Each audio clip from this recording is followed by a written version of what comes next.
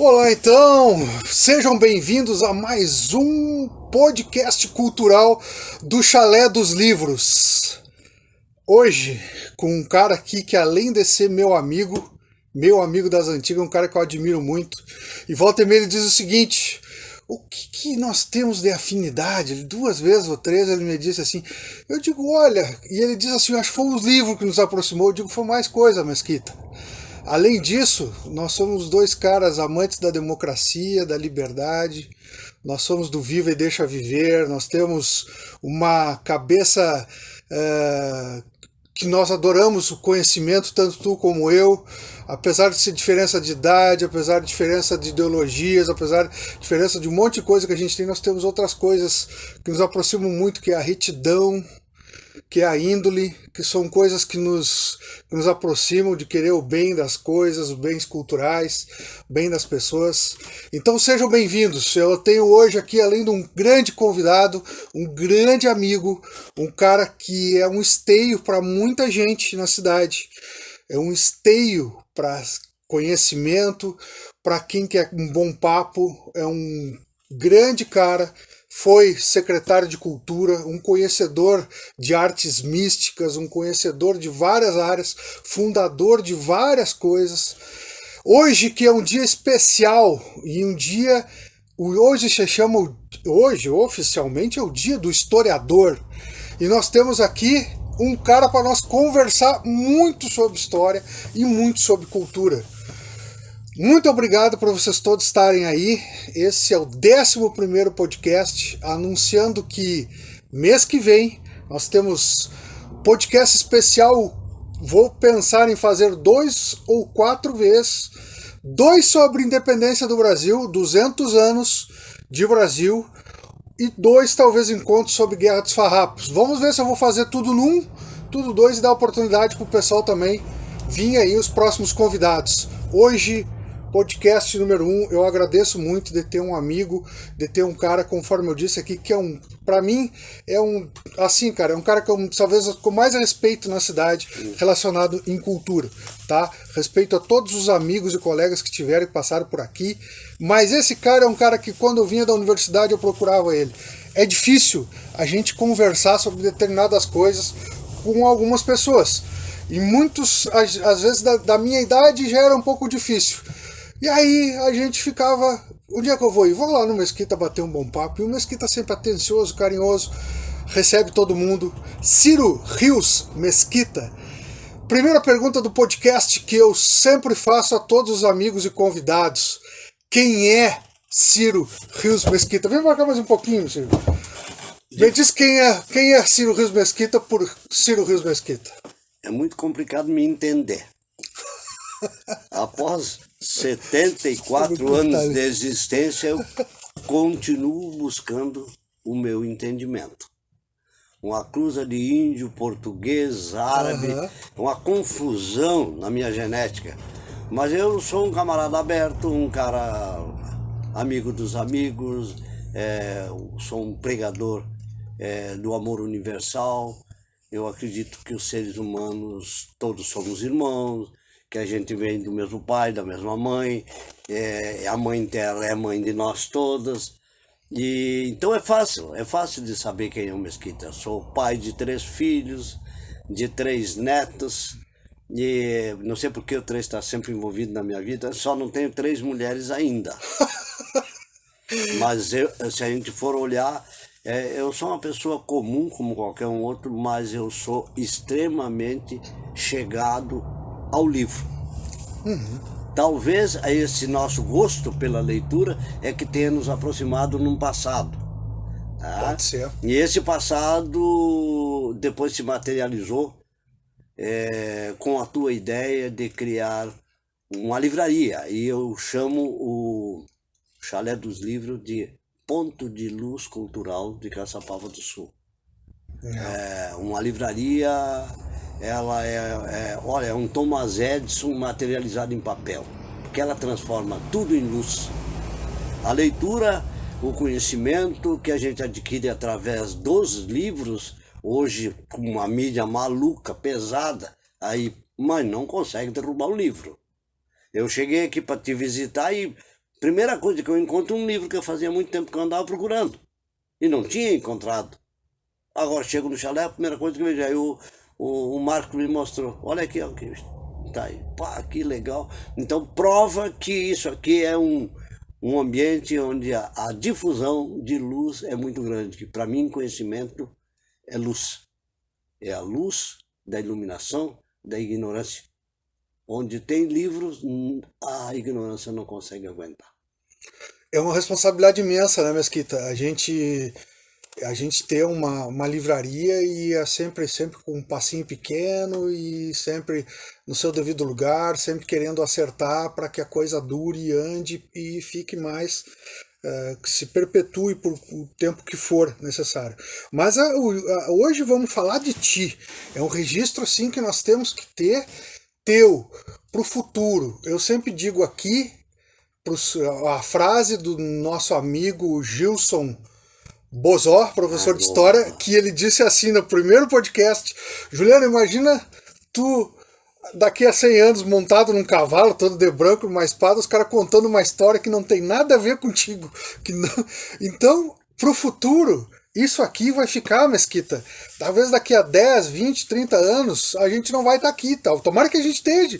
Sim. Mas a gente nunca sabe o dia da manhã, mas essas coisas vão ficar até essas redes sociais perdurarem. E o dia que virem Ciro Rios Mesquita, vão ver a figura e vão pesquisar e vão ver quem foi Ciro Rios Mesquita, secretário de Cultura. A gente sabe, eu sei de tanta coisa que tu fez, mas ao mesmo tempo eu gostaria que tu falasse. Me vê se o nome que eu acho a segunda capital farroupilha foi tu que deu como secretário de Cultura, foi tu ou não foi tu? Não, a segunda capital farroupilha como um nome foi turístico, um movimento assim. que eu fiz. Que tu fez? Um movimento que eu fiz quando eu estava no Centro de Cultura. Criamos uma lei municipal, a Câmara aprovou, o prefeito sancionou. Caçapava do Sul, capital farroupilha, eles colocaram. Não botaram segunda, para não perder para Piratini, que foi a primeira. Entendi. Entendeu? Claro, turisticamente teria um impacto maior. Teria um impacto maior. Então, Piratini primeira, Caçapava segunda e Alegria terceira. Então, botaram Caçapava, capital farroupilha. Ótimo. Porque aí a lei criou a obrigatoriedade de se botar em toda a documentação municipal esta chamada, Caçapava, capital farroupilha. Antes não havia. Né? Todo mundo sabia que nós fomos segunda capital, mas ninguém comentava. Então, a partir desse momento, toda a documentação da Câmara de Vereadores, de todos os documentos oficiais de Caçapava, há uma obrigação deles colocarem na documentação. Então, a partir desse momento, aí em seguida apareceram outros que foram para a Casa de Cultura, foram para a Secretaria de Turismo e começaram a divulgar com painéis nas faixas, uma série de coisas. Então, muito importante, eu acho que a gente tem que dizer, tem que dar nome aos bois, né? Porque é o que tu falou, né? Eu gosto muito da frase do Monteiro Lobato, quando ele diz que uma nação se faz com homens e livros. Tá? Aí eu pergunto, Caçapava é uma cidade que lê, segundo a mídia. Tá? Mas e se não houvesse o chalé? A gente tinha que comprar pela internet. A gente tinha que apelar para as livrarias de fora. Então eu ainda quero dizer que isso aqui é um ponto de luz. Luz onde a gente está tentando extirpar um pouco da nossa ignorância. Mas tu quer saber de mim, né? Eu cheguei em Caçapava em 87, né? 87. E aí, 16 de outubro de 87... Tu veio da onde? Eu vim de Santana, na Boa Vista. Eu sabia, mas eu queria que tu dissesse.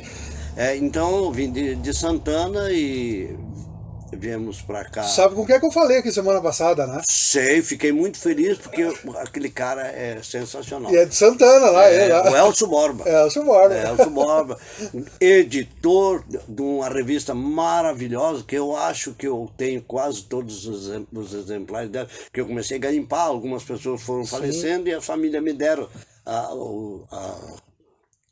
as edições que tinham em casa, né? E eu quero falar do seu Ruiter Araújo, que foi ele que me deu o maior número e uns quantos me deram. Então, a revista Sentinela foi muito importante para a época dela. Muito importante, porque tudo que a gente escreve, que a gente fotografa, né, que a gente filma, fica para a posteridade. Claro, é isso sim. que tu está fazendo, isso é uma ideia maravilhosa. Sim. Senão a gente cria um espaço, uma lacuna, que a gente não tem como falar em espaço e tempo nesse período. Ninguém sabe quem é que nasceu, ninguém sabe quem é que morreu, ninguém sabe quem é que escreveu, né? Ninguém sabe nada. Fica uma faixa negra onde só vira um espaço vazio. Então, por isso, é muito importante documentar aquilo que se faz. Aqui teve um jornal que era do município, que eu só não digo que era 100%, porque tinha rotulação política, tá? Que era o Bom. Quando cheguei em Caçapava, ainda foi tirado uma ou duas edições do Bom.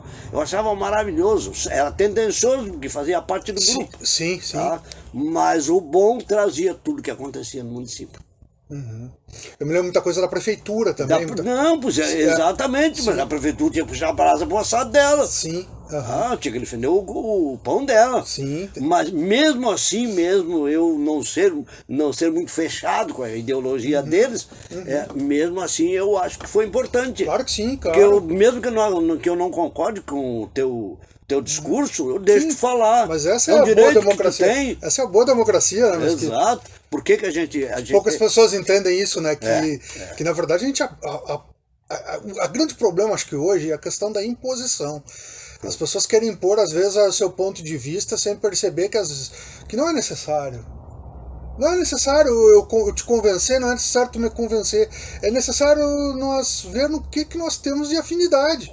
E ali nós vamos talvez espraiar, aumentar o nosso ângulo de visão, que não quer dizer que nós, né, tem umas pessoas, eu não abro mão disso e aquilo. Eu acho que a vida é uma transformação. Nós não estamos aqui para convencer ninguém, né? Nós estamos aqui para aprender um pouquinho com o outro. Com certeza. Meu irmão, eu te digo o seguinte,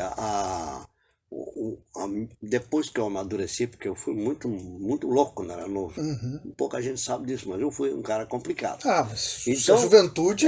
Faz parte. E a década de 60 foi complicada. Tu pegou! Então, o que acontece? Eu aprendi com a vida que eu procuro nas pessoas mais a semelhança do que as diferenças. Embora as diferenças sejam, digamos assim, um cabedal, ou seja, um poço de coisa boa. Porque a gente cresce na diferença. Mas claro, cara. A semelhança nos para. Nos para. Então nós temos que ter, tu defende o teu lado, eu defendo o meu, juntamos os dois, dividimos por dois, fica tudo bem. Claro, é isso. Ciro Reis Mesquita, me diz uma coisa, tu ajudou a fundar 4 CTGs ou estou enganado? 3 ou 4? Essa parte tradicionalista tu ajudou, tu ajudou muita coisa aí. Né? Eu trabalhei com grande prazer, porque eu sempre pensei que o tradicionalismo precisava dar uma repaginada, né? Eu sempre pensei que o movimento tradicionalista nasceu de um grupo de pessoas que pensavam, mas aí o tradicionalismo em si não fez aquilo que eu acho que está na carta de princípio e não está bem entendido. Né? Que é o quê? Tentar melhorar a cultura do nosso povo. Mas aí a cultura ficou, como é que eu vou te dizer, restrita a algumas ideologias campesinas, digamos assim. E aí começa o problema. Começa o problema porque você fecha dentro do CTG, né, que é uma grande escola de virtude, mas você fecha para outras coisas. Aquilo que nós estamos falando. A gente não pode se fechar. Nós temos em Caçapava, entre piquetes e CTG, nós temos aproximadamente 20 entidades. Puxa, é bastante Quantas coisa. bibliotecas tem?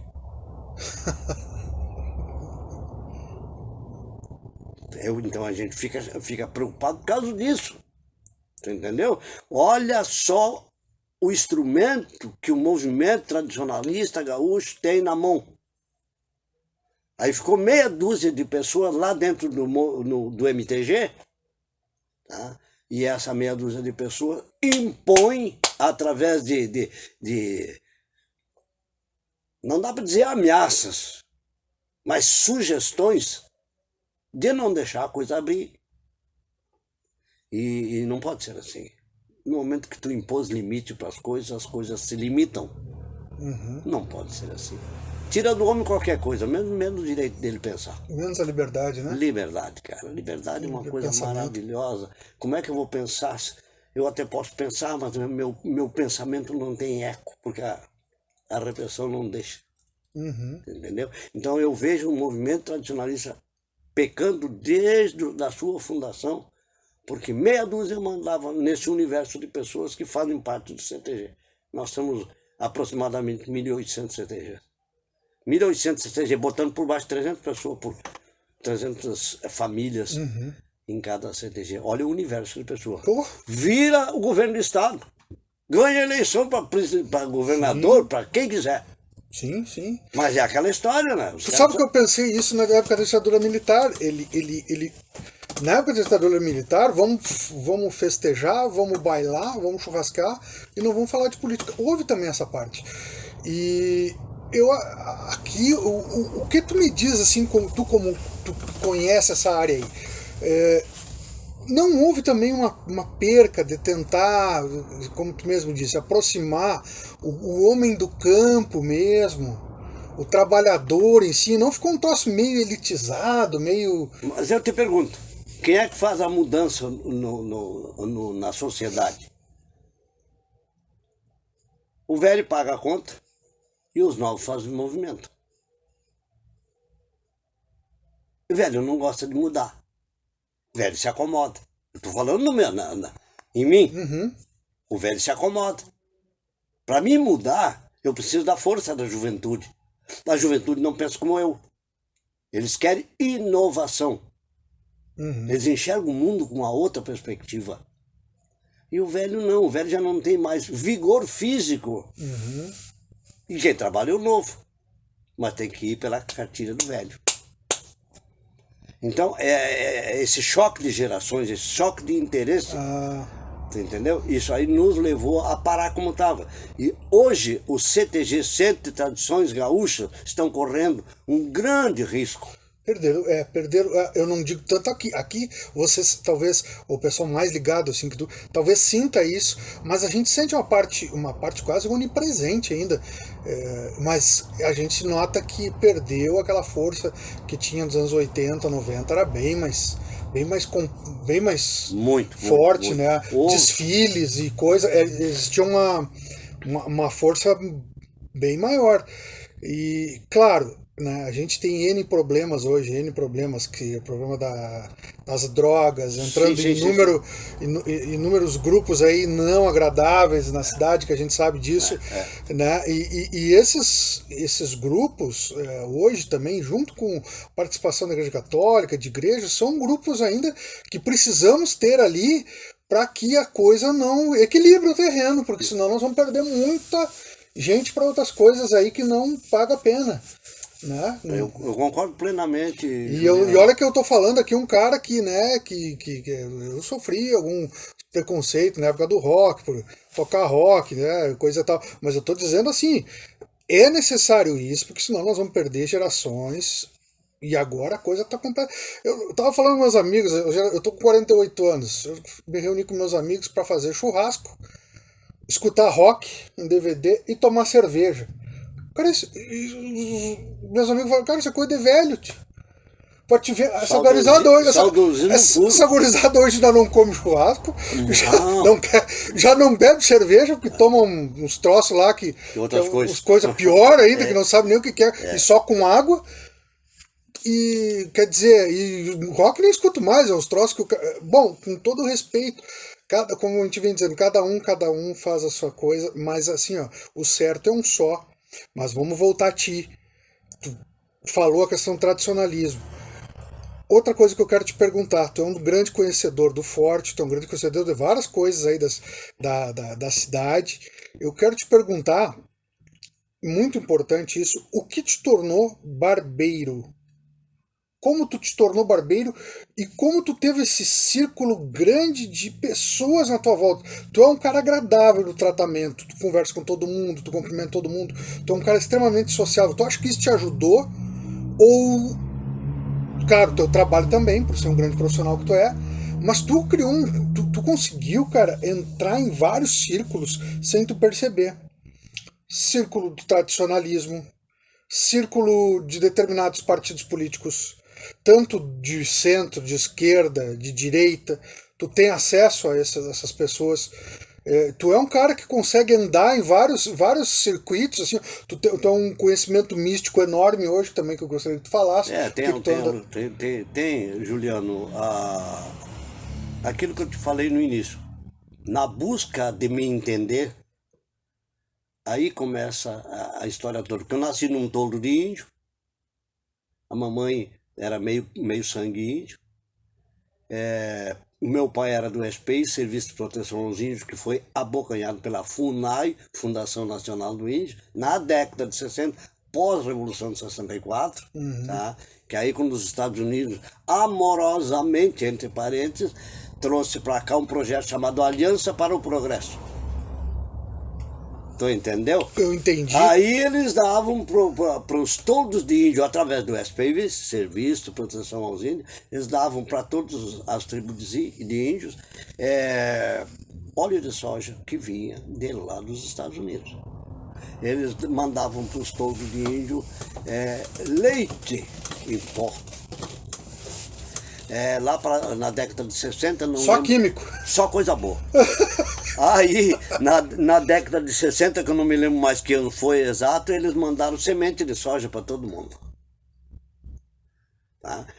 Para plantarem aquilo Para plantar, porque segundo um primo meu que levou a primeira soja lá para o toldo de índio do Ventara, no município de Erebango, lá perto de Getúlio Vargas, lá foi o toldo que eu morei mais tempo. Eu gosto muito da história. Esse é outro cara que eu quero falar contigo. Gosto muito daquela história. Só que meu irmão teve lá e o soja terminou até com o cemitério que eu ajudava a enterrar os meus índios, os nossos irmãos de sangue lá. Não tem mais cemitério, os caras plantaram soja em cima. Então, esse tipo de destruição me fez com 14 anos abandonar lá fora. E o pai tinha uma maquinazinha de cortar cabelo que eu tenho guardado, as máquinas em casa, são 3 máquinas que o pai tem. O pai me disse: meu filho, tu na cidade tu não vai passar fome, porque tu já sabe rapar a cabeça dos índios, tu já sabe fazer os cortezinhos, se tu te apertar, tu vai trabalhar. E aí eu ia estudar, Colégio Estadual Professor Mantovani, em Erechim, eu saí do toldo para a cidade. O que aconteceu? Fiz amizade com um barbeiro, que chamava-se Francisco Giacomini, e o Chico meio que me adotou. E aí eu fiz amizade com um judeu chamado Túlio Kautz, que é parente daqueles Kautz lá de Pelotas, que tem uma farmácia grande, lá no laboratório Kautz, é da mesma gente. O seu Túlio se encantou comigo, porque ele tinha um casal de filhos, Maurício e a Marisa. E os filhos dele eram de relacionamento meio difícil, porque judeu, tu sabe, é um povo meio fechado. Uma sociedade meio fechada, aquela história toda. Mas o seu Túlio gostava de mim e deixou eu me aproximar dos filhos dele. Nós ficamos amigos. Tanto que minha primeira barbearia que me ajudou a montar foi o seu Túlio. Lá. O que aconteceu? E eu comecei a cortar cabelo com o Chico, e eu estou cortando cabelo agora em outubro. Faz 60 anos que eu corto cabelo. Agradeço tremendamente aos meus clientes e amigos, que meus clientes não são meus clientes, são meus amigos. Agradeço a eles porque quando eu me percebi, 60 anos, em roda de uma cadeira de barbeiro, porque ela é em burro de olaria, tá? Eu me dei conta do tempo que passou. E se eu fosse de cabeça fraca, eu não tinha aguentado a pressão que eu mesmo criei com aquela pergunta: o que eu fiz? Tu fez muito. Então, duas coisas não deixaram eu ficar louco. Foi a minha família, tá? E os meus amigos da barbearia. Agora, há poucos dias, nós tivemos uma conversa lá em casa, eu e minha mulher, e ela queria que eu parasse. Eu digo: pô, é a mesma coisa que condenar o cara à morte, né? Porque se eu fechar o salão, eu não vou ter quem conversar. eu não vou ter parceiro pro mate, eu não vou ter pessoas que gritam na porta o meu nome, eu não vou ter nada. Mas tu já dá para viver sem a barbearia, mas tu não tá entendendo a minha angústia. A minha angústia é gerada não pela falta que o dinheiro vai me fazer. Mas as pessoas não têm valor. Aliás, não tem preço, tem valor. O circuito. O circuito. Isso que tu falou. Eu me dou com velho, com criança, com meninas que hoje já são avós, começaram cortando a franjinha no salão. Então, até hoje levam os filhos para mim cortar o cabelo. Esse tipo de vínculo, ele extrapola o profissional barbeiro. E tu sabe o que é fantástico em ti, Mesquita? Falando perto de ti, tá dizendo isso. O que é fantástico em ti é que tu aceita as pessoas de peito aberto. Não tem que ser. Mas não, às vezes no mundo hoje não é assim. As pessoas sempre com um pezinho atrás. Tu sabia que eu não pensava como tu ideologicamente. Tu sabia que nós tínhamos a nossa diferença. Mas tu deixava eu falar, eu te escutava. E assim, o que eu vou te dizer?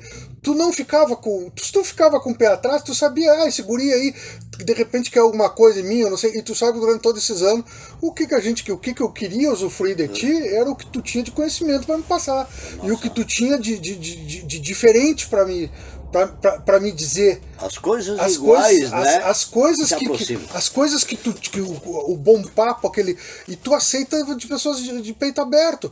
E isso é. Cara, hoje a desconfiança, essa coisa assim. Que normalmente essa desconfiança vem de quem aspira o poder, ou de quem quer o poder. E eu sentia em ti que tu sabia que era uma. Que na verdade eu queria sugar o teu conhecimento, as tuas palavras. É o que eu Foi faço. Sempre isso que eu busquei em ti, pra gente ter um bom papo, pra gente ter uma boa conversa. Eu posso dizer aqui, talvez, se tu quiser, a gente não for, mas tu também, não que isso, logicamente, para algumas pessoas vai ficar sem o determinado entendimento, mas tu é um dos caras, dos conhecedores, não só em maçonaria, não só em conhecimento filosófico, se fosse conhecimento esotérico. Agora tu é um cara que lidava com cristais, que lidava com luz, tu lidava com a própria conhecimento xamânico, sim, indígena, todos esses conhecimentos, cara, e com a mente aberta, cara, na tua idade. Isso é fantástico, Mesquita. As pessoas se fecham às vezes para simples coisas, as pessoas não entendem o que é maçonaria. Mas eu não envelheci, eu fiquei idoso. A gente vai. O corpo é só o corpo. É só o corpo. É só o corpo. É só como eu sempre disse, Juliano, que nós somos um espírito vestido de carne e osso para que haja a manifestação. Tá? O espírito não tem como se manifestar, ele não tem como operar, ele não tem que fazer aquilo que o Pai Velho mandou nós fazer se eu não tenho um corpo. O corpo é o instrumento de trabalho do meu espírito. Então nós temporariamente estamos habitando um corpo físico. Então essa habitação, ela tem tempo determinado pela natureza para mim estar por aqui, tu também. Então eu tenho que te aproveitar, eu tenho que te sugar, eu tenho que ver tu dizer as coisas para me tirar o que é bom para mim. Tu entendeu? Então eu me reservo o direito de usar eu tenho amigos que me visitam ali, eu posso te dizer até o nome, tá? Me visito, sabe por que me visitam? Porque eles viajam para o exterior, eles têm poder aquisitivo para viajar. Aí eu digo, cara, faz a tua viagem, quando voltar, vem cá tomar um mato para mim viajar através de ti. Tem o Guajará Oliveira, tem ali o dono da imobiliária, ali, o Heraldo Vasconcelos, tem vários que viajam, passeio por aí tudo e digo, volta e vem prestar conta do que é que tu viu. Então, na brincadeira, tu entende? Mas é verdade. Sim. Isso é uma brincadeira verdadeira. Tá? Porque o que acontece? Nós estamos todos, de alguma forma, interligados. Olha, nós estamos aqui cercados de centenas, para não dizer milhares, de autores diferentes. O livro que tu pegar aqui tem um autor, que eu não sei quem é. Mas quando eu leio o trabalho desse autor ou dessa autora, o que eu busco daquilo ali? Encurtar minha ignorância. melhorar o meu conhecimento, porque somente através do conhecimento eu estou aperfeiçoando Mesquita no futuro. Quando tu perguntou quem eu sou, não sei quem eu sou. Eu tenho vagas recordações de um passado tão remoto que ainda não consegui encaixar. Então eu espero que antes de morrer, eu quero morrer bem velhinho, o meu corpo, eu consiga entender esse processo. Uhum. Eu trabalho, eu tenho, digamos assim, um desejo muito grande, por isso eu me afastei de toda a sociedade, eu estou meio recluso, morando no mato, bebendo água pura, conversando com meus jacu, com os passarinhos, tudo lá. Por que eu fiz essa retirada? Isso não foi por nada. Foi porque a natureza, para mim, é fundamental. E quando o homem que se diz humano começa a se desumanizar, eu tenho que buscar humanidade na natureza. E hoje é tão desgostoso essas coisas, né, cara? Tão desgostoso. Agora a gente, há pouco uma notícia aí de um jovem em São Gabriel que entrou numa casa que era da tia e aí sumiram, não se sabe, talvez os policiais tenham confundido com um bandido e sumiram com o corpo. Não são todos policiais assim, sim, não são nada. Sim. Onde tem gente tem problema, onde tem grupos, tem pessoas boas e ruins. Isso é que a gente tem que saber. Não dá para generalizar as coisas, jamais. Não, jamais. E é o grande problema, né? Você diz, mas também. Não, cara, não é assim. Não são só. Claro que existem certas coisas, assim como nos professores, nos policiais, nós temos que ter um cuidado psicotécnico quando lidamos com pessoas. Né? E essa é uma coisa que, o que está acontecendo? As pessoas estão se formando em virtual sem ter contato com o humano. Acabei de te dizer, eu não sei quem eu sou. Estou buscando resposta para essas minhas indagações. Eu sou um cara que me pergunto. Eu vou pintar meu cachimbo lá fora, tá sentado na raiz de uma árvore lá, eu fico me perguntando. Tipo, o que eu estou fazendo aqui? E peço para os entes da natureza que me amparem, já que o homem está custando a se abrir para mim. Uhum. Eu ainda não tenho capacidade para o entendimento. Então eu tenho que buscar onde eu me acolhe melhor. Que é aquilo que tu falou há pouco. O homem fica sempre com o pé atrás quando se aproxima do homem. Em vez dele ir de peito aberto e saber que tu é o irmão, ele se fecha. Não posso contar determinadas coisas, não posso falar determinadas coisas, porque eu corro o risco de ser passado para trás. Não pode. Se eu não confiar em ti, eu não posso estar aqui sentado ao teu lado. Eu não tinha que estar trabalhando com a cabeça das pessoas entre meus dedos. Eu não posso ter maldade quando eu vou cortar o cabelo de alguém. Eu tenho que botar amor nessa história. Entendeu? Porque o que ele está me trazendo? A minha sobrevivência. Ao grosso modo, está trazendo a minha sobrevivência. Mas eu sou meio investigativo. Eu sempre dou uma pincelada em alguma coisa que a pessoa falar. Tá? Então eu entendo um pouco de pecuária, um pouco de agricultura, um pouco disso, um pouco daquilo, um pouco daquele e outro. Tá? E esse conjunto, esse mosaico de informações é que me deu essa vontade de continuar por muito tempo por aqui até poder entender o que está acontecendo. E eu sei que a nova era, essa bendita nova era que está aí, o término da era de Jesus, foram 2000 anos, né? Nós estamos entrando numa frequência muito mais elevada, e essa frequência nova, ela vai fazer o joio se separar do trigo.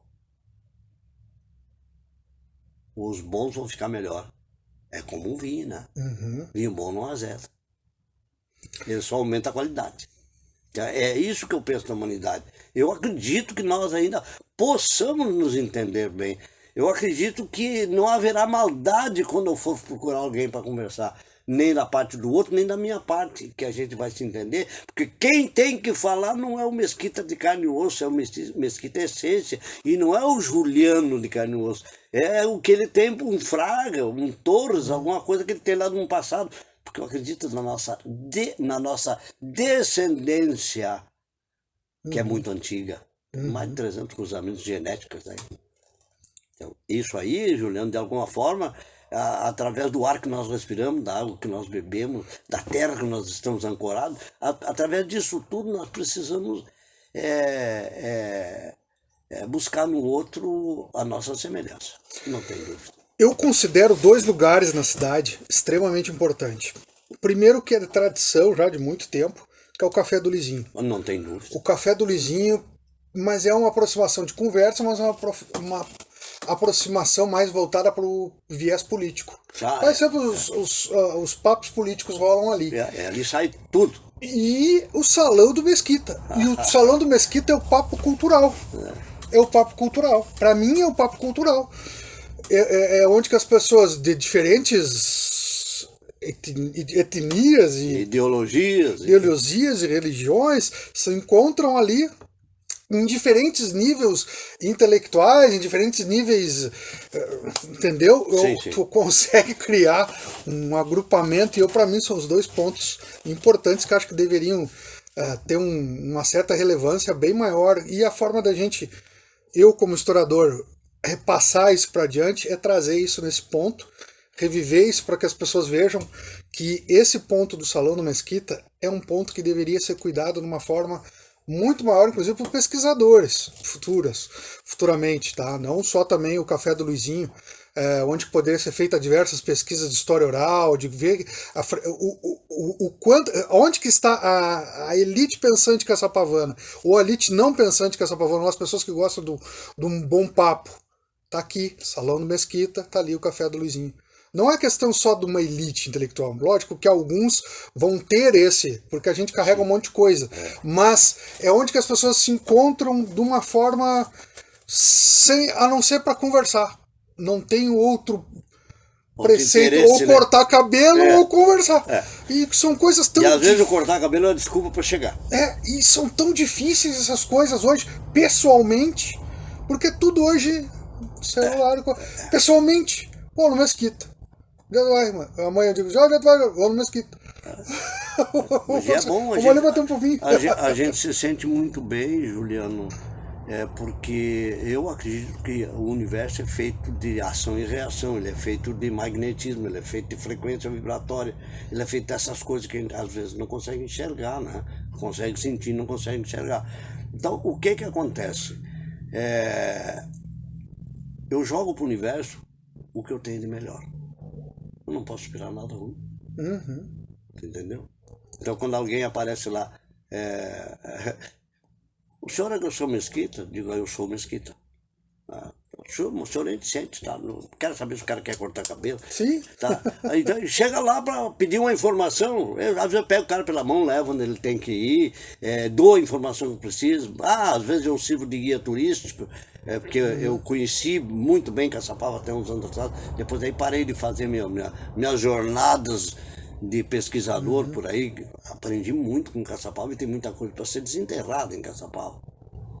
No futuro, alguém vai se dar conta da importância do subsolo, não só mineral. Isso não é nada. Acho que eu sei o que tu quer dizer. Isso não é nada perto do resto. Eu acho que eu sei o que tu quer dizer. Isso aqui é uma fonte de energia.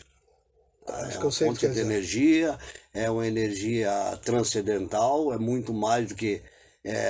podem rir do que eu vou dizer agora, mas eu tive como um amigo particular o professor Piraju. E eu trocava... Finado. Eu chamava de professor. E o Piraju, a gente trocava muita ideia. E um dia eu perguntei para ele, digo, professor, o que o senhor vai fazer em Caçapava, professor? Só ficar rico? Eu disse, não. Quando eu vim para cá eu não tinha dinheiro, eu era magro e não tinha dinheiro. Cheguei aqui quase sem nada. Mas aí o que aconteceu? Eu percebi a energia que Caçapava tem, não através do calcário, não através do cobre, não através do ouro, não através dos minerais, mas tem coisa mais importante. Sabe qual é a grande vantagem? Vamos fazer um cortezinho aqui, fizemos um corte porque foi a câmera que fez um corte.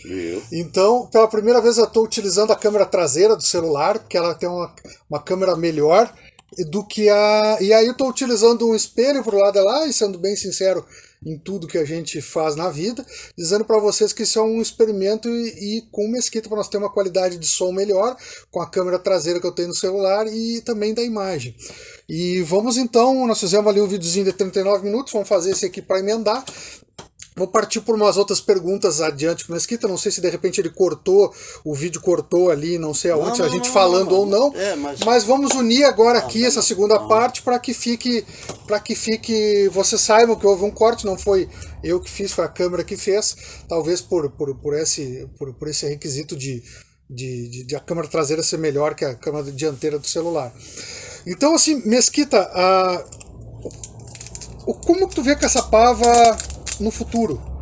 Tu acha que nós vamos ficar muito diferente daqui a 20, 30 anos? Quais são os perigos que tu vê? As potencialidades eu sei que tu sabe, tu está citando.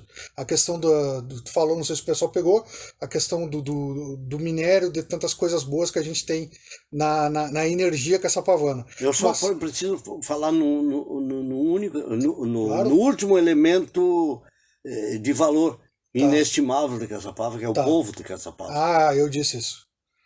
O povo de Caçapava é impagável. É impagável. Olha, eu morei em vários lugares. Meu pai, como funcionário público e perseguido porque era muito boca grande, o pai morou em 27 lugares. Então nós, quando criança, não pudemos estudar porque é no máximo um ano em cada toldo de índio. Porque o pai era um defensor ferrenho da questão índia. E para o governo estabelecido não era bom. E aí em seguida pegamos a Revolução de 64, outro problema. Entendeu?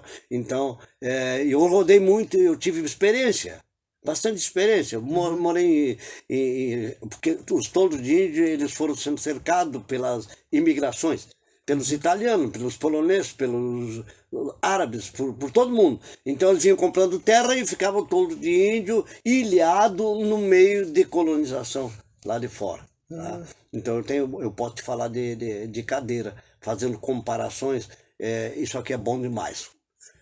Eu sempre digo para o caçapavano, por favor, acorde. Descubram dentro de vocês o quanto vocês são bons. Querem saber como vocês são bons? Querem saber como Caçapava é maravilhoso? Saia de Caçapava. Fica um tempo fora. Aí vocês não vão me dar razão. Então, essa parte vamos encerrando por aí. Ah, não. Maior riqueza. Tá, Mesquita, como é que tu acha que tu vai ver a cidade daqui? O que te espera? O que tu acha que com a questão de chegando aí, o pessoal tá mexendo com geodiversidade, veio universidades para cá, veio um monte de coisa. O que tu acha que... tu acha que nós temos uma possibilidade de um futuro brilhante, melhor do que nós estamos assim? Não tem dúvida. Juliano, eu sempre fui um camarada que, embora esteja aterrado aqui nesse presente, que não é passado, é presente agora, passado daqui a um segundo já é passado. Eu posso te dizer de fonte segura. Quando Caçapava surgiu, ela já veio predestinada. Ouve o que eu vou te dizer. Nós temos 3 estradas internacionais passando dentro de Caçapava. A 150 quilômetros nós temos um porto extremamente bom. Fronteira seca com o Uruguai, com a Argentina, com o Paraguai. E Caçapava está nessa rota. Não é à toa que nós éramos um ponto estratégico. Desde o passado. Desde a época, bem antes da época Farroupilha ainda. Caçapava, então, ela foi escolhida para ser capital Farroupilha porque tinha alguns interesses da maçonaria, tinha outros interesses dos fazendeiros. Então havia um jogo de interesse naquele tempo. Então, mas assim, dentro desse jogo de interesse, eles tinham necessidade de exportar o nosso charque para as Minas Gerais. Eles tinham uma série de coisas que já tornava Caçapava importante. Quando o Domingos José de Almeida, que é o nosso ministro plenipotenciário da Guerra dos Farrapos, quando ele montou a primeira navegação do Rio Grande do Sul, foi para levar charque daqui da região, pegava Pelotas, Rio Grande do Sul, passava em Caçapava no lombo das mulas, e ia até o Jacuí, lá pegava a barca ia embora, e dali eles levavam lá para Santos, para sustentar as Minas Gerais, que não tinha mais comida. E um dado que eu vou te dar, que aconteceu em Caçapava, que não tem em livro, só quem fala é o Fernando Assunção, morreu há pouco tempo no Uruguai, grande historiador. El Gaucho. Fernando Assunção já dizia, Caçapava foi trajeto das mulas, que iam para o maior centro muleiro do Brasil. Que ia para Sorocaba. Sorocaba, São Paulo. Passava por Santa Catarina. Exatamente, fazia. Eu nasci bem perto da... Eu estou construindo uma obra sobre mais ou menos nesses dados. Então, tu acha que isso aí tudo aconteceu por acaso? Não, claro que não. Não, eu concordo contigo. Não, certas coisas a gente vai ter que, não é trazer novas histórias, novas coisas sobre Caçapava, mas certos pontos a gente vai ter que dizer. Pelo menos essa questão charrua, aqui que é um grande problema. Tu sabe que dos documentos assim que eu tenho para te dizer que o Tupi-Guarani, que era o índio que nós tínhamos aqui, ele era antropófago. Sim. E ele era muito mais fácil os jesuítas pegar ele, catequizar ele, tornar ele... O Guarani que era inomável. Do que o charrua, que era, né? E onde tinha charrua, onde tinha Guarani, raramente tinha charrua. No mesmo ponto. Com certeza. Porque o charrua tinha um pavor do Guarani no sentido da antropofagia, de se alimentar do outro. Inclusive pesquisa arqueológica, aí quando tu estava falando da vinda dentro do golpe militar de 64, os Estados Unidos investiu muito na questão arqueológica no Rio Grande do Sul. Então, ali é que vai, os grandes investimentos de pesquisa em carbono 14 do padre Inácio Schmitz, Arno Kern, Pedro Inácio Mendes Ribeiro, eles tinham uma padrinha, uma mulher, a Beth Meggers, nos Estados Unidos, que pagava as primeiras pesquisas de Caçapava, foi feito pela Beth Meggers em carbono 14 nos Estados Unidos. E aí eles começaram exatamente a apostar, não só nisso aí que tu disse, em trazer o óleo de soja, trazer as coisas por cima, mas começaram a apostar na arqueologia junto com os Estados Unidos, no Rio Grande do Sul, para ver o que tinha por aqui. E aí que teve esses primeiros papas da arqueologia no Rio Grande do Sul, e ali tem algumas pesquisas da década de 70, 80 de Caçapava do Sul, que simplesmente o pessoal aí entrou. Sabe aquela coisa, com todo respeito, cada maluco que chega e pensa que está inventando a roda. Fala do seu jeito. Pensa que está inventando a roda. E esquece do passado. Então, e aí eu talvez, não vou dizer que eu vou colocar culpa no tradicionalismo, mas isso foi repercutido no tradicionalismo, que o charrua é errante, ele não para num lugar, ele não vai parar num lugar, e muito menos num lugar onde tem muito Tupi-Guarani, é o caso daqui. Porque se ele ficar, ele tem medo que de noite puxe pelo pé, se alimente dos filhos. Então o Tupi-Guarani, o charrua, ele não é não pensa que ele vai ficar assim, do braço cruzado junto com o Guarani, a não ser que ele já esteja uma certa, digamos assim, como eles dizem assim, uma certa sociabilidade maior no meio. E isso é um dos dados mais importantes e errôneos da cidade, incalcar os charruas de Caçapava. Parei, passou por aqui, passou. E o que a gente tem é que esse pessoal vinha, e aqui estava, como estourou, conforme tu disse lá, estourou Minas Gerais, não tinha mais condições para nada, os caras tentaram entrar com ganso dentro do meio da mata, e aí viram que o jegue valia 4 vezes mais que um cavalo. Negociava aqui com a Argentina, com Córdoba, também. Em Córdoba, na Argentina, tinha criação, fazia e tinha o trajeto da Via Del Mar também, e Caçapava.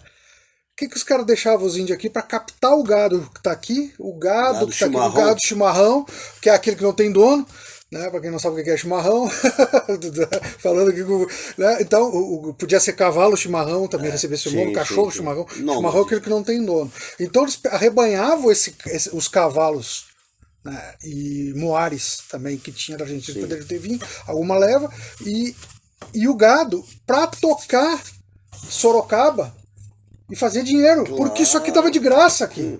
De graça aqui. E o negócio tava lindo. Claro. E aí o Domingos José Almeida criou o primeiro navio. primeira charqueada, ele foi um mineiro esperto. Chegou aqui como que não queria nada e foi ministro de uma nação. E o ministro acumulava 4 ou 5 ministérios, né? Olha o que deram de força para esse homem. Então, por trás tinha uma instituição, que a gente sabe qual é. E não estamos procurando culpado, até porque eu estaria incluído nessa culpabilidade. Tá? Mas a gente não pode ser cego. Tem coisas que a gente precisa procurar entender, até para respeitar. Aqui nós temos, aqui no campo da doutora Miriam Abdala, irmã do Jorginho, tem a tal de Gruta dos Carreteiros. Foi pesquisada pelo arqueólogo Pedro Inácio Schmitz também. Tem uma pesquisa sobre isso. Pois é. Ali me chamou a atenção uma coisa, quando eu sou curioso, eu não tenho nada que ver com técnico. Eu sou curioso. Eu sou o cara que me deu vontade de saber como é que funciona, eu vou lá ver. Ah, e às vezes quebra a cara, mas vou. Então, o que me chamou a atenção ali naquela região ali, mas principalmente, especificamente nas cavernas, que eles vinham de Pelotas carregados, e ali era lugar de pouso, de troca de moales. Né? E eu descobri que tinha cascos de cavalo e tinha casco pequeno, e tu sabe que o casco de cavalo e o casco da mula é diferente. Tá? A mula é muito mais forte, ela anda maior quilometragem sem beber água, aquela história toda. E é curtinha, ela é maleável, digamos assim. Tanto é que não se comparava a mula com o cavalo para fazer esse Brasil velho, né? Os tropeiros não tinham comparação entre os Então, baseado no passado, eu faço um cenário do futuro. Eu precisava fazer essa conversa, que é para ver que não está totalmente infundada a minha visão de futuro para Caçapava. O povo de Caçapava está acordando. E aí eu não vou olhar viés político, eu não vou usar nada. Sim. Eu vou olhar o seguinte, graças ao grande Pai, as pessoas se deram conta que essas 3 estradas internacionais pode segurar alguns castelhanos por aqui, deixando muito dinheiro aqui para lá. E outra coisa, nós temos coisa que eles não têm. Nós temos as guaritas que é única. Únicas. Lavras está saindo do anonimato. Caçapava, a mina do Andrade, que é fechado por sacanagem. Caçapava está ajudando a Lavra nesse sentido. Claro. Do trajeto turístico. Exatamente. Então, o que acontece? Em 88, quando eu fui secretário de Turismo, eu e o Ivan Pessoa e o Naldo Pereira, que era vereador, o Ivan e o Naldo eram vereador, numas escaramuças aí de pesquisa, nós nominamos a Pedra do ET. Nós 3 demos nome para a Pedra do ET, que era uma pedra que parecia uma carranca e nem tinha nome. E aí, em 89, nós trouxemos o Galpão Crioulo e o Nico Fagundes falou no ar. Isso está nos anais da Rede Globo, da RBS. Falou na Pedra do ET, que tinha ido conhecer a Pedra do ET, a única do Brasil. Então começou com vocês todos. Nós somos os padrinhos da Pedra do ET. E fizemos outras pesquisas, inclusive algumas pesquisas arqueológicas, que contaram umas histórias, a gente correu atrás e não deu em nada, mas nós aprendemos muito. E nós tivemos um Dr. Jorge como prefeito, criaram aí um tal de seminário para estudos municipais. E aí eu sugeri, olha que loucura, coisa de mesquita, né?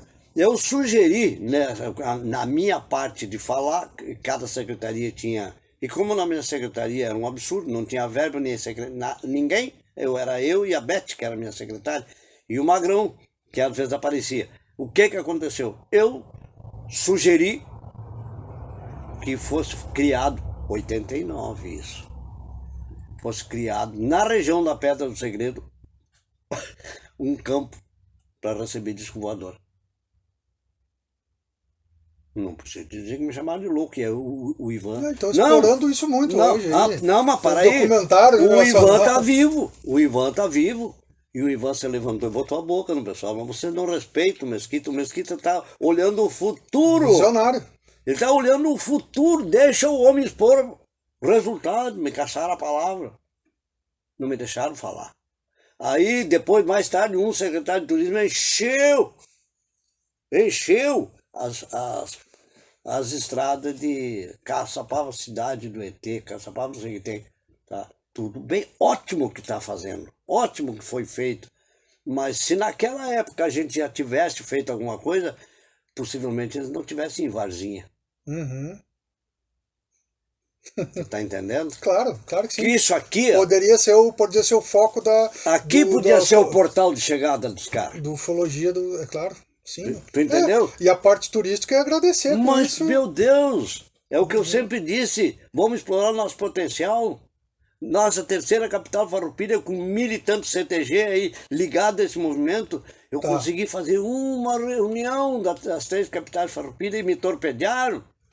Eu não me deixaram fazer o que estava feito, pagaram para os caras não virem para fazer essas apresentações. Então, estou falando não vou citar nome porque eu respeito muito a pessoa, mas foi um tiro no pé do município. E outras tantas coisas que também seguraram. Não adianta botar o cara certo no lugar certo sem munição. Não. Você vai para uma guerra com pente, que nem. Com pente e uma escova, né? Não tem como. Então eu te digo que baseado nessas coisas que. Vai chegar um momento que alguém vai ter que apoiar isso. Sim. Agora a chegada do turismo pesado, massivo, que está vindo aí, eu estou felicíssimo. Eu gostaria de durar 30 anos mais. Sabe para quê? Para mim poder ver Caçapava como eu imagino. Mas, cara, explorar o turismo, olha, não, essas coisas. Nós temos também. Vamos tentar seguir o Mano Lima e criar mais uns 2 ou 3 lobisominhos aí. É verdade. Para trazer mais gente. Tá. Doutor Antão de Farias, que era um engenheiro militar, ele fez um traçado de estrada férrea que ligava o Rio Grande à região lá do soja hoje. Naquele tempo ninguém falava em soja. E ele já tinha essa visão futurista que a gente precisava encontrar a distância e essa estrada seria férrea. Mas aí o combustível chegou e tapou todo mundo de dinheiro e terminou a aviação férrea. Inventaram até a diferença na bitola dos trilhos para nos sacanear aí. Tu entendeu? Então essas coisas o povo não fica sabendo. Sim. Aí os curiosos ficam sabendo, mas curiosos não têm voz. Os curiosos não têm voz. E quando ele tem voz é taxado louco. Tu viu quantos hospícios fizeram nesse país velho no passado, né? Então não conseguimos botar mais um no hospício. Então o que está acontecendo? Ninguém mais vai fechar a boca. A internet, que eu não gosto muito, eu tenho que tirar o chapéu para a mídia. A mídia está acabando com a diferença entre o mais rico e o mais pobre. Uhum. Antigamente só falava quem podia comprar um pedaço do jornal ou da rádio. Hoje não. Uhum. Hoje eu vou para a internet e xingo o presidente da República. Uhum. Vou para a internet e digo o que eu quiser. Vou responder por isso depois, mas que eu digo. Sim. E aí milhares de pessoas ouvem, acham que eu estou certo e multiplico mais isso aí. Tu entendeu? Naquele tempo não havia. Bom, a Guerra dos Farrapos, os caras carregavam a imprensa numa carreta. Aí é que eu quero chegar. Tenho que fazer 2 perguntas para ti sobre 2 caras. Não só pelo teu conhecimento, mas também pelo que tu de repente tem de condições de falar sobre essas 2 personagens. Um relacionado mais a ti. E claro que tu vai falar a influência que essa pava. O segundo, ele teve aqui. Muito mais importante também. No sentido do passado. Sim. Primeiro, quero que tu me fale de um cara para a comunidade caçapavana, o que tu tem da informação dele aqui na cidade. Fala sobre o Sucre. Eu vou traduzir depois. Cara, tu falou num cara que tinha uma missão. Ele teve em Caçapava, ele é extremamente importante para o Rio Grande do Sul, para o Brasil. Nós estamos falando de Bento Gonçalves. Sucre é o nome que ele tinha do grau 33, rito escocês antigo. Aceito me corrigir, só estou errado. Naquele tempo do codinome Sucre. É, chegou no Centro de Cultura, comandou os rebeldes contra uma nação. Na verdade, ele era um camarada extremamente pessoal pensa que Bento era analfabeto, né? Não. E o Bento não era analfabeto. Não, ele foi preparado pelo Tito Livio foi- Zambeccari. Não, pelos ele italianos. teve ao lado dele, Claro, né? claro. O Tito era uma das cabeças pensantes do movimento. Preparou 20 anos o Bento para isso. O próprio Garibaldi, rapaz.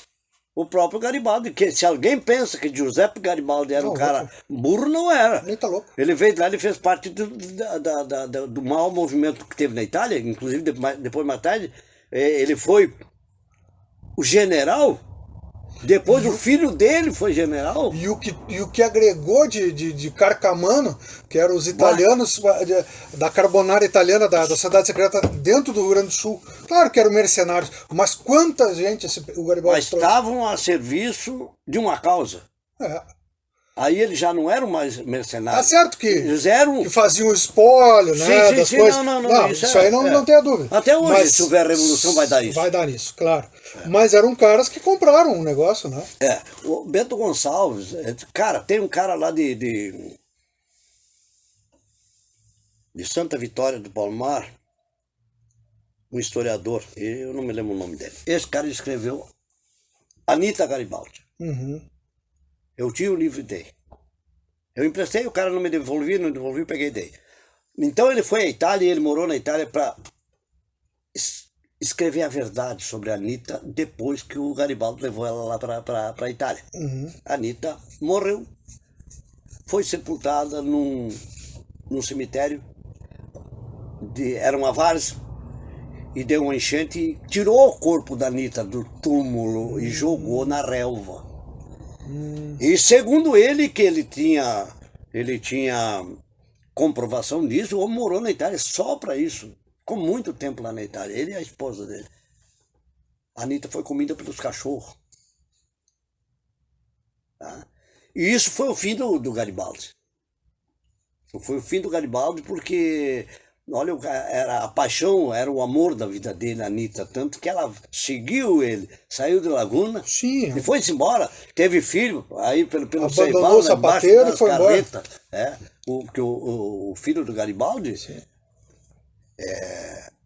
ele nasceu aqui no Ceival, embaixo de uma carreta. Tu vê que mulher ela é. Então a gente tem que respeitar esse tipo de figura. Não é endeusar, mas valorizar quem tem valor. É isso aí. Nem endeusar, nem demonizar. Não. Claro, pega o caminho do meio, como diz os chineses aí. Uhum. Vamos pegar o caminho do meio. Vamos buscar... todo caminho tem 3 caminhos, que é a direita, a esquerda e o centro. Uhum. Então vamos pegar o caminho onde a gente não vai ser injusto para lado nenhum. Uhum. E nem injusto demais. Preciso que haja um equilíbrio, né? E aí o Garibaldi, o Giuseppe Garibaldi, era um homem, foi muito mal entendido, porque como ele era 880, não tinha meio termo. Ele pensava antes de falar, falou, estava falado, não precisava mais nada, né? Então veja quem eram os companheiros do Sucre. Né? Giuseppe Garibaldi, Tito Livio Zambeccari, esse Domingos José de Almeida, tanta gente boa, rapaz. Uhum. A imprensa só funcionava por causa dos gringos, eu sempre digo isso. Porque os italianos vieram para cá e tomaram conta. O Tito era a caneta preciosa do jornal O Povo, né? Sim. Então o que naquele tempo eles já sabiam? Esse era um ponto estratégico, não só físico. Porque ali nós tínhamos caras que sabiam das coisas. Nós tínhamos gente com cabeça muito, muito evoluída. Muito além do corpo físico. E não se falava nisso, porque se falasse era louco. Não, isso porque a maioria deles era maçom e eles estariam se reunindo de uma forma separada. Não. Senão vinha tudo em cima, a religião, não, e a sociedade não ia entender. Não. Mas a união, as sociedades secretas ajudaram a aproximar eles também, né?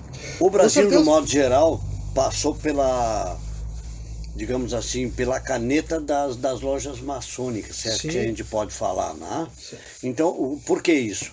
Porque a maçonaria, num tempo não muito longe, eles buscavam na comunidade pessoas que tinham destaque, cada uma no seu ramo de atividade. Né? Então, o que acontece? Eles detinham postos de comando dentro da comunidade. Então, essa gente que decidia. Uhum. Tá? Então essa gente tinha o poder de fazer a mudança. E essa gente, quando veio da Itália, eles não vieram para cá pela cara de Caçapava, eles vieram para cá porque eles foram conduzidos pelos irmãos do centro. Uhum. Vai para lá, tu tem um trabalho para fazer, vai lá e faz. Trazer ideia de liberdade, igualdade, fraternidade, levar o conhecimento naquele povo, levar um monte de coisa. Exatamente. No momento que eles criavam Libertar um jornal, eles. no momento que eles criavam um jornal, eles precisavam ter voz. Senão não tinha, então eles faziam o jornal. Quando não tinha outro jeito, vamos levar o jornal junto. E aí nós chegamos no lugar, na noite nós fizemos um exemplar. Fizemos 2 exemplares, 3 exemplares e começamos a distribuir. Era assim que funcionava. Uhum. Santana da Boa Vista, eu criei um jornal com esse intuito. Olha aí. O Clarim. Mais uma obra. O Clarim. Fui eu e o Dr. Moacir Donato Rosa de Oliveira, criamos o Clarim. Criamos o Clube do Livro Coriolano Castro. Então, naquele tempo a gente já sabia... Clube do Livro? Clube do Livro. E aqui estamos no meio do livro. Tu tá entendendo? Eu tô entendendo. Então como é que tu vai desvincular o livro da evolução, de qualquer evolução? Hoje tem ainda a mídia massiva, né? Mas não tinha. Antes tinha os índios que faziam o sinal de fumaça e eles se entendiam. Mas passou. Hoje os jornais estão perdendo para a mídia. Tá? Graças a Deus ainda nós temos pessoas que ainda mantêm alguns jornais, algumas revistas, às vezes tirando dinheiro do bolso, a maioria das vezes tirando dinheiro do bolso. A livraria mesmo é uma coisa em extinção. Tá? Ninguém melhor do que tu sabe. Eu me lembro quando tu começou, que tu levava aquele monte de livro lá pro salão e dizia, se tu não vender, pode dar. Eu não esqueço isso. Eu não esqueço. Então, o que é isso, Juliano? Alguém precisa ficar sabendo. Mas se o cara vai ver só o lado comercial, não faz nada. O cara desiste de uma livraria. O cara pensa que vai ficar rico com isso. Não. É mais porque o cara gosta, né, Mesquita? O cara gosta. O segundo cara que eu quero perguntar pra ti. Quero perguntar pra ti. Tu tinha um pôster dele lá. Me diz o que significa pra ti. O que significou pra essa região aqui? Getúlio Vargas. Opa! Esse dia eu fiquei muito triste, né? Aniversário de morte do Getúlio, que supostamente se matou. Aquele homem não era para se matar, aquele homem não tinha perfil de suicídio. Rapaz, se tu me perguntasse assim, Mesquita, a que ponto tu defende a ideia de que Getúlio não se matou? Eu digo, a ponto de dar minha própria vida. Tu acha que não houve morte? Não, houve morte, mas não pelas mãos dele. Claro, entendi. Não. Isso aí não se pode falar do Tancredo, de tantos outros aí, né? O Ulisses que simplesmente sumiram.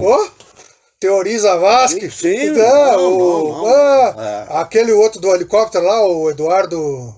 Também, explodiram tudo. Não tem dúvida. Tem coisas aí muito estranhas na política brasileira. Mais uma vez eu vou citar o Brizola. Os interesses são muito grandes, muito profundos. Os interesses são um povo com muitos braços, não tem somente 9 braços. Tem milhões de braços que a gente não consegue enxergar. Então, esse tipo de coisa vai fazendo na cabeça da gente montando um interesse muito grande. Que tu acaba te interessando por uma coisa que tu não vai resolver, mas no futuro alguém vai mexer nisso. Então, quando tu me convidou para vir cá conversar contigo, digo, olha, eu vou poder dizer algumas coisas que de outra forma eu não teria condições de dizer, e eu não estou dizendo para ninguém ouvir agora. No futuro, talvez remoto, alguém vai se dar conta, mas olha o que aqueles 2 loucos estão fazendo lá, né? E aí nós estamos o quê? Fazendo a nossa parte. Claro. Estamos fazendo a nossa parte. Eu fico com pena de quem tem poder e não usa o poder. Tentando mostrar caminhos, porque eu sempre digo, eu sou um caminhante, eu me considero um caminhante. Eu também. Tá? E eu não costumo caminhar sozinho, porque quando eu não tenho com quem caminhar, eu sinto quem está comigo caminhando. Claro. Tá? Então, o que é que nós estamos fazendo aqui por ideia tua?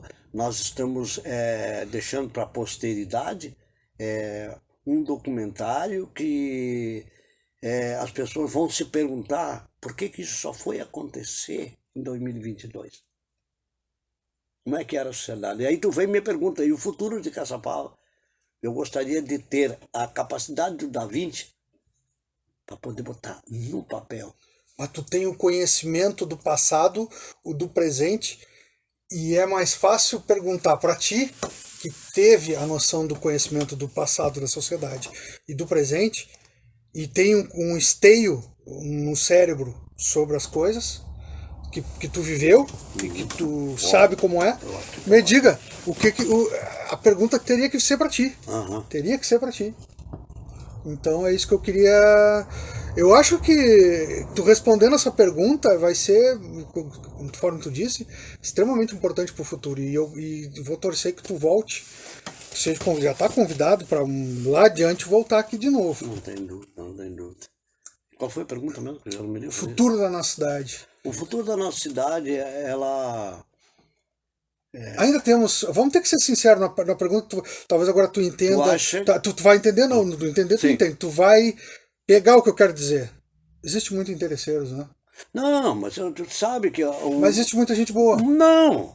É isso que é. E te digo mais, isso. o número de gente boa é tão superior. Onde é que vai ficar o nosso futuro? É nisso que eu quero. O nosso futuro vai ficar onde ele tem o direito de estar. Que eu e tu somos... Ah, rapaz, nós somos charrua, nós somos minuano, nós somos tudo. Então nós somos meio indomável. É. Meio indomável. Tá? Há bem poucos dias... Posso te chamar de ativista político ali? Ativista político não, ativista cultural. No bom ativista sentido. Cultural. Cultural pode. Cultural, político. Não, político foi falha minha. Eu tô por fora. Mas eu te digo sinceramente, cultural. Caçapava tem interesses grandes, e grandes, muito grandes. Muito grandes, por isso talvez a coisa não... Mas olha aqui, ó. As charqueadas tinham um interesse enorme por trás. Escravizaram gente, ganharam muito dinheiro vendendo o suor e o sangue das pessoas que trabalhavam nelas. Isso não mudou muito de lá para cá. Então vai sempre ter, no sistema capitalista, vai sempre ter o dono do capital. Ah, sim. Nós não podemos escapar disso. Sim, sim. Tá? Desde que eles deixem a gente viver em paz. Ser feliz. O meu objetivo é que a gente possa ser feliz no futuro, igual ou mais do que somos hoje. E isso eu acredito que vai acontecer. Que vai chegar um momento que os poderosos vão se dar conta que precisam de nós. Mesquita, mais alguma coisa para falar? Te agradeço pela oportunidade de estar aqui nesse ambiente aqui. Só uma pessoa... olha aqui, ó. Só uma pessoa especial. Só enxergo coisa boa aqui. Mora no meu coração, Obrigado. Tu sabe que tem um baita cara. Fico feliz de ter tu como amigo. Com certeza. Muito obrigado, gente. Podcast Cultural do Chalé dos Livros, episódio 11. Ciro Rios Mesquita, este é o cara. Tá? Se Deus quiser, futuramente vai estar aqui. Muito obrigado. Fica com Deus. Sejam felizes e até a próxima. Até a próxima.